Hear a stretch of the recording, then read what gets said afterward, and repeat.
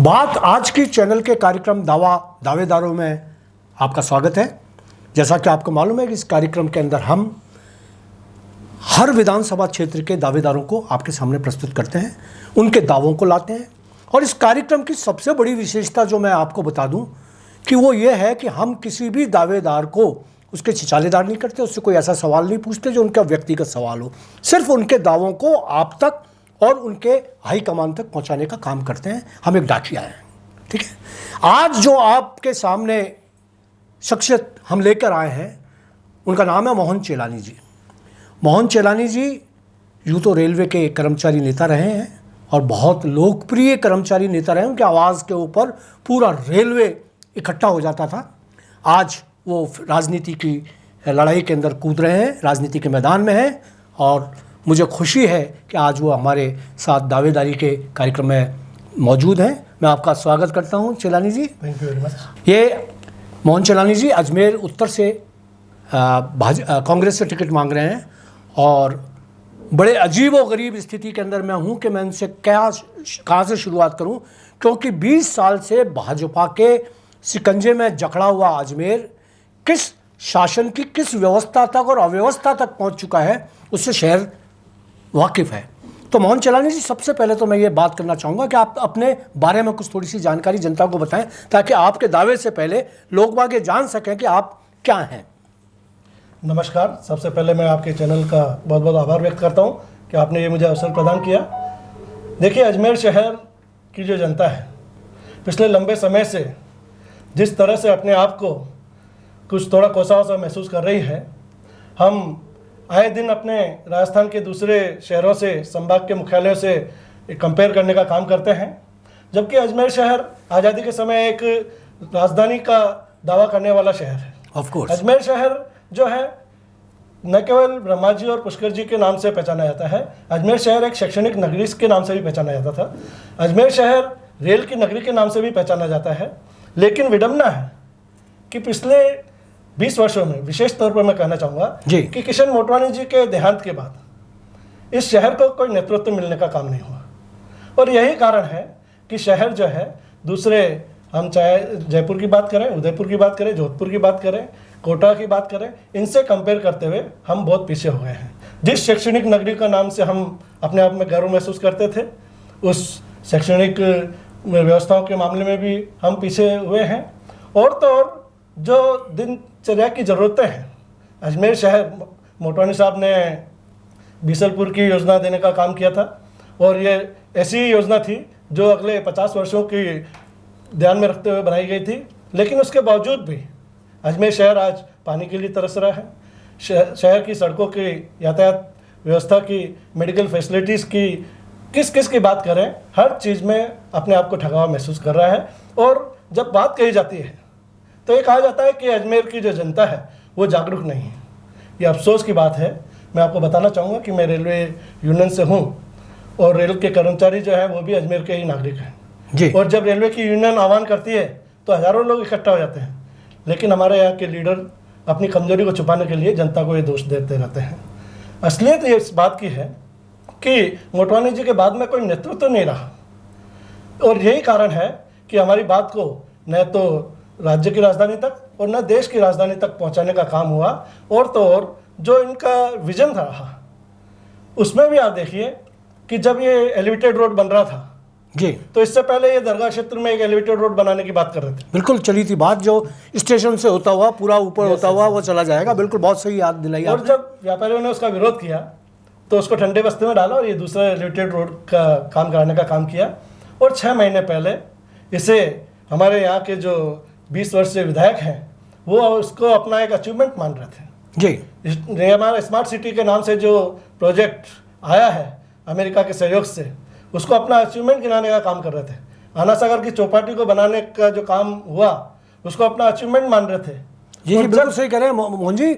उन्होंने अपने पाथवे वाला जो अंदर से जो पाथवे बनाया है उसको, 7 वंडर को, इनको अपनी उपलब्धियां अपने ब्रोशर के अंदर रखी हैं। उन्होंने लिखा है कि हमारी ये उपलब्धियां हैं। आना सागर की बर्बादी की कथा जो लिखी है उन्होंने, पटकथा, उसके अंदर उन्होंने खुद ने लिखा है। और मैं यही कह रहा हूँ कि कितनी बड़ी विडंबना है कि जिसे ये 6 माह पहले अपनी उपलब्धि गिना रहे थे उसे ही आज कोस रहे हैं। क्योंकि जब कंप्लीट हुआ तो इनकी दूरदर्शिता की कमी की वजह से, इनके नेतृत्व की कमी की वजह से जो कमियां रह गई वो आज शहर की जनता को भुगतना पड़ रहा है। किस तरह से शहर की जनता आज पानी, बिजली, सड़क, नाली और जो देखिए, एक चतुर्वेदी साहब, एक मैं बताना चाहूँगा कि जो काम नगर निगम को करना चाहिए, जो काम पार्षदों को करना चाहिए, वो यदि शहर का एमएलए करेगा, उसका उद्घाटन यदि शहर के एमएलए करेंगे, तो फिर शहर कहाँ तक आगे बढ़ने का ओर जाएगा, इस ओर भी विचार करने की आवश्यकता है। आपको बताना चाहूँगा कि अजमेर शहर को जिस तरह से रेल की नगरी के नाम से जाना जाता है, मैं आपको बताऊँ कि अजमेर में जो रेलवे हॉस्पिटल है जी, वहाँ पर 14,000 रेल कर्मचारी रजिस्टर्ड हैं जी, 16,000 रिटायर्ड रेलवे कर्मचारी रजिस्टर्ड हैं। उनके परिवार की संख्या को अगर गिना जाए तो ये सब मिलाकर के करीब 80,000 होते हैं, जो अजमेर उत्तर और दक्षिण दोनों तरफ के निवासी हैं जी। इसके साथ ही साथ अजमेर शहर जो है पूरे देश में ही नहीं, पूरे विश्व में उल्लासनगर के बाद में एक मिनी सिंध है जी। सिंधी समाज, जो सिंधी भाषी लोग हैं, वो भी बहुत में यहाँ पर हैं, जो करीब अजमेर के 70,000 सिंधी वोटर्स हैं, उनमें से 45,000 नॉर्थ में रहने का काम करते हैं जी। तो मैं समझता हूँ कि अजमेर शहर को एक कर्मचारियों की, जो रेल कर्मचारियों की संख्या है, उस संख्या को देखते हुए जो सिंधी समाज की संख्या है, और तो और मैं आपको बताऊं कि अजमेर शहर में बहुत सारे कर्मचारी संगठन हैं। हमने अजमेर में संयुक्त श्रमिक समन्वय समिति बना रखी है, और हमने क्या बनाई, हमारे जो पुराने लीडर्स थे LIC और रेलवे के, उन्होंने इस समिति को बनाने का काम किया और उसे हमने आगे बढ़ाया, और आज हमारे 28 संगठन, चाहे HMT की यूनियन हो, चाहे स्टेट गवर्नमेंट एम्प्लॉयज़ की यूनियन हो, चाहे बैंक की यूनियन हो, चाहे LIC की यूनियन हो, चाहे रेलवे की यूनियन हो, चाहे लघु उद्योग की यूनियन हो, चाहे बिल्डिंग वर्कर्स की यूनियन हो, इन तमाम संगठनों को ज्वाइन करके हमने जो समिति बनाने का काम किया है, ये तमाम लोग पूरे, मैं तो कहूँगा अजमेर की आम जनता ये चाहती है कि इस बार जगह जगह पोस्टर भी लग रहे हैं इन्हीं की पार्टी के द्वारा कि परिवर्तन, तो अजमेर में भी जनता चाहती है कि परिवर्तन होना चाहिए, कोई अच्छा नेतृत्व मिलना चाहिए, और अजमेर शहर को जो अजमेर के नागरिक जो विजन देखते हैं, वैसा आज के 20 साल बाद, आज के 25 साल बाद अजमेर शहर कैसा हो, इस तरह का नेतृत्व मिलने की आवश्यकता है। मोहन चेलानी जी, आपने बात बहुत इशारों में कही और बहुत अच्छी बात कही, आपका जो नज़रिया है उसके मैं सराहना करता हूँ। लेकिन मेरा एक सवाल होगा कि 20 सालों से क्या हर बार सिंधी नेता और उस सिंधी नेतृत्व पर जो सिंधी नेता चुनकर जाता है, जो अजमेर की जनता, चाहे वो उत्तर की हो चाहे वो दक्षिण की हो, सारे वोट देती है, देवनानी जी को वोट देती है, नामजद बात करूँ मैं कि विधायक देवनानी जी को वोट देती है, और वो 20 साल तक चुने जाते हैं। आज भी वो वापस टिकट मांग रहे हैं, और वो वापस उन्हें टिकट मिल गई तो वो फिर 5 साल तक रह भी सकते हैं। यानी कि 25 साल का जो आपका इतिहास लिखा जाएगा, तो 25 साल देवनानी जी के नाम से लिखे जा सकते हैं, ये लिखे जाएंगे। क्या आप ये सोचते हैं कि सिंधी समाज का नेतृत्व गलत हाथों में रहा? 20 साल तक इस शहर में अगर कोई मोटवानी जैसा नेता, चाहे बीजेपी में होता, चाहे कांग्रेस में होता, चाहे और नेतृत्व अगर उससे ऐसा होता, तो कुछ तरक्की इस शहर की दूसरे तरीके से होती है। आप अपने शब्दों में कहिए ये बात। निश्चित तौर पर चौधरी सर, जो आप बोल रहे हैं, मैं आपको बताऊं कि दरअसल सिंधी समाज के लोगों को आमतौर पर एक बिजनेस कम्युनिटी माना जाता है जी।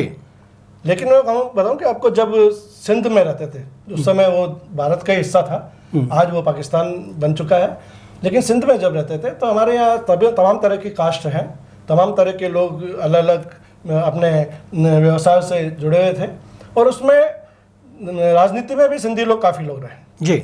जब देश की आज़ादी का आंदोलन चल रहा था, तो गांधी जी के साथ में हमारे बहुत सारे सिंधी लीडर्स, हमारे एक राइटर ने बुक लिखी है जिसमें 141 स्वतंत्रता सेनानियों का जिक्र है जी। मीरा जी जो हैं, उन्होंने जो लिखी है, मीरा रागरानी जी, उन्होंने भी किताब लिखी है, इस पर पूरे इतिहास में सिंधियों का योगदान बताया। बहुत सही कह रहे हैं। हमारे आचार्य JB कृपलानी साहब जी गांधी जी के साथ में नमक आंदोलन में शामिल थे जी, वो भारत छोड़ो आंदोलन में शामिल थे, जो बाबा साहब अम्बेडकर जी की संविधान निर्मात्री सभा थी, उसके सदस्य रहे। जब राष्ट्रीय ध्वज की बात हुई कि राष्ट्रीय ध्वज कैसा होना चाहिए, तो ये राष्ट्रीय ध्वज समिति का जो संविधान सभा के अंतर्गत निर्माण हुआ, उसके वो अध्यक्ष रहे, और उनके अध्यक्षता में ये निर्णय हुआ कि जो कांग्रेस का ध्वज है उसमें से चरखा हटा करके चक्र लगा करके उसके राष्ट्रीय ध्वज का दर्जा देने का काम किया जाए। और तो और वो देश की आज़ादी के समय 1947 में कांग्रेस पार्टी के राष्ट्रीय अध्यक्ष रहे। जी। इतना ही नहीं, भाई जयराम दास दौलत राम, वो भी स्वतंत्रता सेनानी रहे, वो भी गांधीवादी समाजवादी नेता रहे, और देश की आज़ादी के बाद वो बिहार के पहले राज्यपाल रहे, उसके बाद वो आसाम के राज्यपाल बने, उससे पहले कृषि मंत्री बने।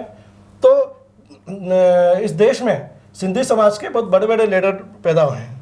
आपने भाई प्रताप, जिन्होंने जब सिंध पाकिस्तान, जो आज पाकिस्तान का हिस्सा है, वहाँ से जब सिंधी समाज के लोग आए तो एक तरह से खाली हाथ वो लोग आए थे, और उन सिंधी समाज को इस्टेब्लिश करने के लिए उस समय की सरकार ने, मैं कहना चाहूँगा नेहरू सरकार ने, बहुत बड़ा एक आंदोलन चलाया। उन्हें एक बहुत ज़बरदस्त मदद करने का काम किया। जो सब कुछ वहाँ छोड़ करके आए, उन्हें यहाँ एक शेल्टर देने का काम किया, और उस सभी काम के लिए भाई प्रताप ने गांधीधाम में आदिपुर शहर को एक बसाने का काम किया और सिंधी को वापस रिहेबिलिट करने का काम किया। तो उस कांग्रेस सरकार ने, जिन्होंने सिंधी समाज जो बिल्कुल खुले आसमान के नीचे सोता था, रोज कमाता था, रोज खाता था, ऐसी कठिन परिस्थितियों में था, उससे कांग्रेस की सरकार ने उस समय यहाँ पे स्थापित करने का काम किया, और सिंधी समाज ने भी बहुत बड़े बड़े लीडर देने का काम किया। आप देखिए, किशन मोटवानी जी की बात कर रहे हैं, हमारे आचार्य भगवान देव यहाँ के सांसद रहे हैं, श्री सुरेश केशवानी राज्यसभा के सदस्य रहे हैं, बहुत से नाम हैं जिन्होंने बहुत अच्छी लीडरशिप देने का काम किया है। तो ऐसा नहीं है कि सिंधी समाज एक व्यावसायिक समाज है, बिजनेस कम्युनिटी है, तो उसमें लीडरशिप नहीं है। जिलानी जी, आप बहुत सही कह रहे हैं, पर मेरा मूल सवाल आप या तो सुन नहीं पाए या समझ नहीं पाए। मैं ये कह रहा था कि ऐसी क्या वजह है कि जब इतना बड़ा इतिहास आपने जो बांचा है, आपने इतिहास बड़ा गौरवमयी है, स्वागत किए जाने लायक है, लेकिन उस इतिहास का जो पुनरावलोकन किया जाए, वापस देखा जाए, तो अगर अपन देखते हैं तो जब देवनानी तक ये इतिहास पहुंचता है, तो आप क्या कहना चाहेंगे कि कैसे इस इतिहास की पुनरावृत्ति होते होते हम ऊपर स्तर पर गए या नीचे स्तर पर गए? हमने किस 20 साल के अंदर इस सिंधी समाज को कहाँ पहुँचाया, इस शहर को कहाँ पहुँचाया? सिंधी नेतृत्व के बारे में आप थोड़ा सा खुलकर बोलें।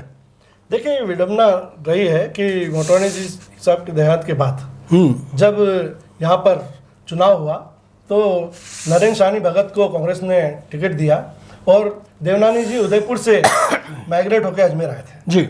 और आज भी बहुत से लोग कहते हैं कि अजमेर के नहीं, उदयपुर के बाहर, अजमेर के बाहर के हैं।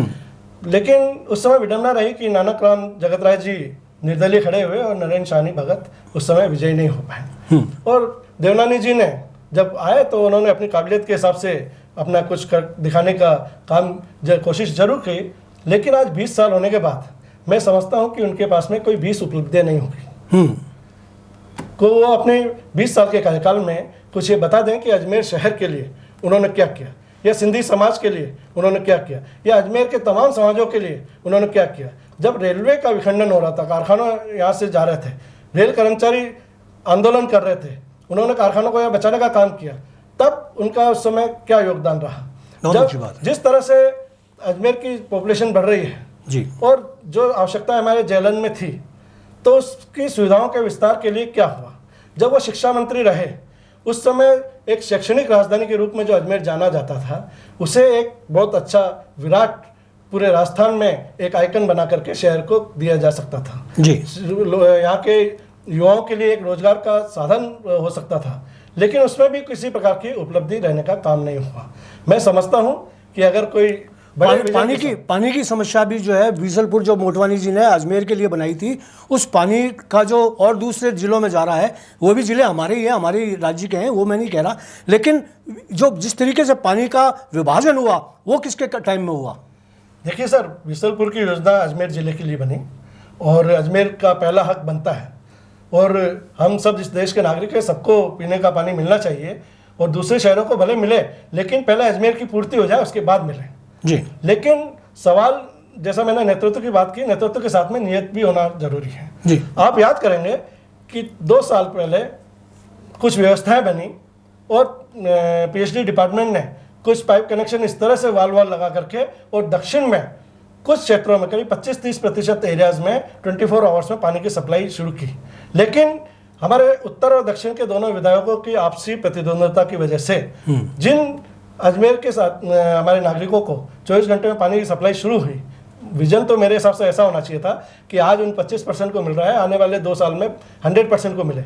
लेकिन विडंबना रही कि इनके आपस के खींचतान की वजह से उन 25% की भी 24 घंटे की सप्लाई बंद हो गई और आज पूरे शहर में 72 घंटे 84 घंटे में पानी की सप्लाई हो रही है। और स्थिति यह है कि 20 वर्ष पुराने देवनानी जी एक्सचेंज और एएन लेवल पर अपना आंदोलन चलाएंगे तो किस तरह से ये हमारा अजमेर तरक्की करेगा, ये एक प्रश्नवाचक चिन्ह है। आप अगर विधायक बन जाते हैं, आपको अगर कांग्रेस के विधायक आप बनते हैं तो अजमेर के लिए आपका क्या विजन है, एजेंडा क्या है? आप किन सपनों को साकार करने के लिए, ये इस 20 साल को वापस पलटने के लिए, कि किस तरीके से आपके 5 साल के अंदर ये 20 साल का जो पिछड़ापन है वो दूर हो जाए, उसके लिए आपका क्या एजेंडा है? देखिए, आज विश्व में एक हैप्पीनेस इंडेक्स बन रहा है और सबसे पहले यूएई कंट्री ने एक हैप्पीनेस मिनिस्ट्री का बनाने का काम किया जी। और मेरा मानना है कि अजमेर वासी, हमारे भाई लोग, उनके परिवारजन किस तरह से खुशनुमा जीवन जिएं, इस तरह की योजना अगर नेतृत्व बनाए तो जिन जिन चीज़ों को हम चाहते हैं वो तमाम चीज़ें यहाँ उपलब्ध हो सकती हैं। बीसलपुर का पानी हो, शहर की यातायात व्यवस्था हो, अच्छी सड़कें हों, गंदगी नहीं हो, मेडिकल फैसिलिटी अच्छी हो, एजुकेशन फैसिलिटी अच्छी हो, हमारे बेरोजगारों को पढ़ने के लिए कहीं बाहर नहीं जाना पड़े, अजमेर में ही इतनी यूनिवर्सिटीज़ हों, हमारे नौजवानों को रोज़गार के लिए बाहर नहीं जाना पड़े, ऐसा यहाँ का औद्योगिक विकास हो, कोई आईटी हब बनने का काम हो, कोई बड़ा सेज बने जहाँ पर बड़ी बड़ी कंपनियाँ आकर के यहाँ रोज़गार उपलब्ध कराने का काम हो। ये तमाम चीज़ें मैंने जो बताया कि एक हैप्पीनेस इंडेक्स के तहत अगर ये विज़न लेकर के हम चलें तो मेरा मानना है कि आने वाले 10 वर्षों में अजमेर शहर का जो चेहरा है वो बदला जा सकता है। और अजमेर की जो जनता है वो, मैं अब आपको बताऊं कि हम जब यूनियन की मीटिंग में तमाम पूरे देश में अलग अलग शहरों में जाते हैं तो अजमेर को एक प्यार की नगरी के नाम से भी जाना जाता है। वो महसूस करते हैं कि जब अजमेर में हम जाते हैं तो हमें कितना प्रेम मिलता है, कितना सौहार्द मिलता है। तो इतनी अच्छी नगरी में यदि कोई अच्छा विजन मिल जाए, अच्छा नेतृत्व मिल जाए तो ये शहर एक विश्व का सबसे सुंदर शहर बन सकता है। इस बात की मेरा गारंटी देना चाहता हूँ। विश्व सबसे सुंदर शहर बन सकता है, इसमें कोई दो राय नहीं। मोहन चेलानी जी के जो विचार हैं वो बहुत अच्छे हैं। एक आखिरी सवाल मैं आपसे पूछना चाहूँगा, मोहन जी आप ये बताएं मुझे कि कांग्रेस के अंदर पहले एक दोनों सीटें सिंधी हुआ करती थी, है ना, बीजेपी की भी सिंधी होती थी और कांग्रेस की भी सिंधी हुआ करती थी। अब ये बदल कर क्या है कि सिर्फ बीजेपी ही सिंधी कर रहा है और कांग्रेस से सिंधी चली गई है। पहले डॉक्टर बायती आए, वो मात खा के चले गए, और फिर महेंद्र सिंह जी रलावता आए, फिर वो भी चले गए। तो आप क्या ये महसूस करते हैं कि सिंधी नेतृत्व दोनों दिशाओं में होना चाहिए? देखिए, यदि चुनाव की बात है तो ये सभी समाज का जब तक सहयोग नहीं मिलेगा तो कोई भी लीडर सफल नहीं हो पाएगा जी। जीत भी नहीं पाएगा और किसी तरह से अगर जीत भी जाएगा तो सफल नहीं हो पाएगा। सभी समाज का, 36 कौम का मुझे प्यार सहयोग मिलना चाहिए, इसमें कोई दो राय नहीं है जी। लेकिन पिछले कुछ वर्षों में स्पेशली मैंने बताया कि मोटवानी साहब के देहांत के बाद इस तरह की एक चर्चा फैलाने का काम किया कि सिंधी समुदाय जो है ये आरएसएस माइंडेड है, बीजेपी माइंडेड है। लेकिन मैंने आपको एग्जांपल दिए, अभी मेरे कुछ समय पूर्व ही मैंने कई कांग्रेसी बड़े बड़े राष्ट्रीय लेवल के नेताओं के नाम दिए। ऐसा नहीं है, सभी समाजों में सभी विचारधारा के लोग होते हैं और फिर चुनाव जब होता है तो हर पार्टी के वोट फिक्स होते हैं। जो टिकट जिसे दिया जाता है उसका नेतृत्व, उसका विजन, उसका जो व्यवहार है, उसकी जो लोगों के बीच में पहुंच है, उसके आधार पर जो 10% 5% वोटों का डाइवर्जन होता है वही जीत का एक कारण बनने का काम होता है जी। तो मैं समझता हूँ कि अजमेर शहर में यदि, क्योंकि सिंधी समुदाय की सबसे ज़्यादा वोटर है अजमेर नॉर्थ में और फिर साउथ में भी 25,000 से ज़्यादा वोटर हैं, अजमेर में रेल कर्मचारियों का एक बहुत बड़ा परिवार है, तो यदि नॉर्थ में से अजमेर के सिंधी समुदाय से और रेल कर्मचारी की ट्रेड यूनियन का नेता होने के नाते यदि मुझे ये अवसर मिलता है तो इसका लाभ अजमेर उत्तर के साथ साथ दक्षिण को भी मिलने का काम होगा और निश्चित तौर पर अजमेर शहर का भविष्य जो है वो उज्जवल बनने का काम होगा। तो दोस्तों, मोहन चेलानी जी को आपने सुना। सभी राजनीतिक दलों, विचारधाराओं और सभी जातियों और समुदायों को साथ लेकर चलने का उनका जो जज्बा है वो उनको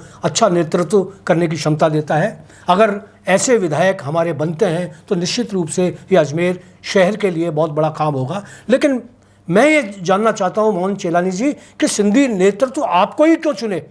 सिंधी नेतृत्व तो है अपने पास, और भी बहुत सारे लोग हैं और दूसरे समुदाय में, सिर्फ आप क्यों? सही पूछा सर आपने। देखिए, नरेंद्र साहनी जी के बाद में पिछले 15 वर्षों में जब कांग्रेस ने सिंधी कैंडिडेट को टिकट नहीं दिया तो सिंधी समाज के पास में कोई दूसरा ऑप्शन नहीं था और उन्होंने हमारे देवनानी जी का समर्थन करने का काम किया, लगातार 3 बार से जिताने का काम किया। लेकिन उसका जो समाज ने दिल खोल करके समर्थन किया उसका उन्होंने दुरुपयोग करने का काम किया।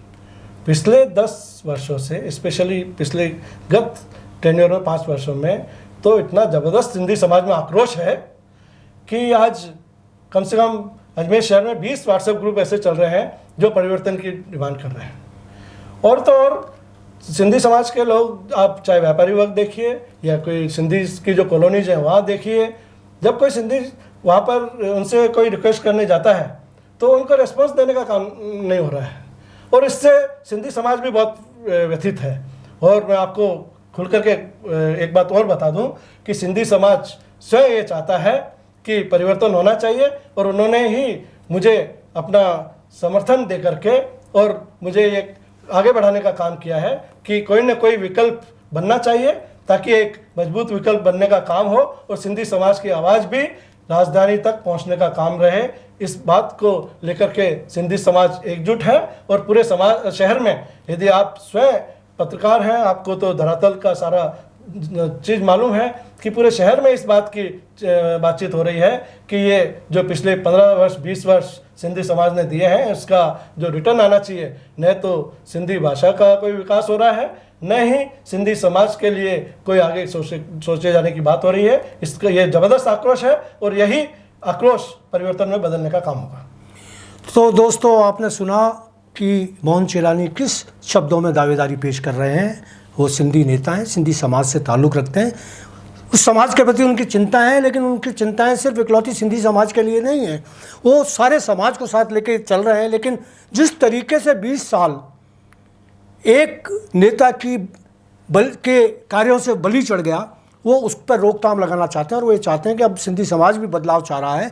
तो सिंधी समाज जिस तरह का बदलाव चाह रहा है वो ये कह रहे हैं कि मुझे भी उन्होंने ये चुनने का काम किया है कि भाई आप खड़े होइए ताकि अच्छा नेतृत्व मिल सके। मैं आपके लिए शुभकामनाएं अर्पित करता हूं और मैं ये चाहता हूं कि अगली बार कांग्रेस से आपको टिकट मिले और आप विधायक होकर आएँ और जो आपने बातें यहाँ दावे के रूप में कही हैं वो सारी की सारी सही हों।